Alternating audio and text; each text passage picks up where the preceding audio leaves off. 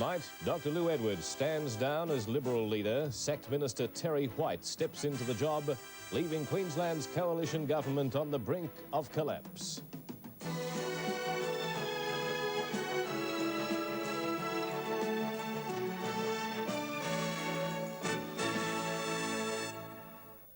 A very good evening, Queensland. Welcome to 7 National News. I'm Mike Higgins. I'm Nev Roberts. Good evening. The National Party, Liberal Party coalition in Queensland has effectively ended. The two split after the Liberals elected Terry White as their new leader. Both Mr. Bjelke-Petersen and Mr. White immediately claimed the coalition still stood, but both also accused the other of breaking conditions of the coalition agreement. The overall effect is that the coalition is finished, and Premier Joe Bjelke-Petersen has said that he and the National Party could govern alone. The day of dramatic political developments began when Dr. Lou Edwards faced the media and announced that he was stepping down as Liberal leader. I hope that my stepping aside from the parliamentary leadership of the Liberal Party will heal the deep rifts and divisions within the parliamentary party, some of which have existed since the 1980 state elections, whilst others have remained since the challenge to my leadership 2 years ago, despite absolute assurances of loyalty and support given publicly at that time. My continuation as the leader, or if I was elected as the leader, would not reduce or eliminate that cynicism or bitterness, the criticism and division which is destroying our party, despite my personal high approvals rating by the community. These divisions are not conducive to the stability of the Liberal Party or the coalition government, which is so necessary for the good performance at the forthcoming election. I've served the Liberal Party with my total commitment, and I've made contributions which I hope have been and will be appreciated and recognised. Well, after Dr. Edwards declined to re-nominate for the position of party leader, the challenge became a straight contest between Mr. Damani and Mr. White. Mr. White won. Mr. Damani remains as his deputy, and the two then set off to see the Premier in a bid to continue the coalition. Mr. White was adamant that if the Premier would not accept him as the new leader, it would be the end of the coalition.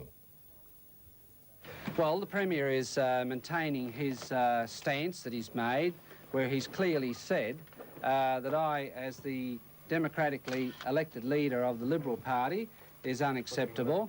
That is a clear breach of the coalition agreement, and I'd like to make a public call now to the Premier and the National Party in the interests of the state of Queensland to maintain the stable coalition government that we've had in this state since 1957. What if he maintains his stand, Mr. White? Where does the coalition stand then? Well, let's take it day by day, John. I think and hope that the Premier will take the pragmatic view, ultimately, that the coalition is vitally important and is above any man.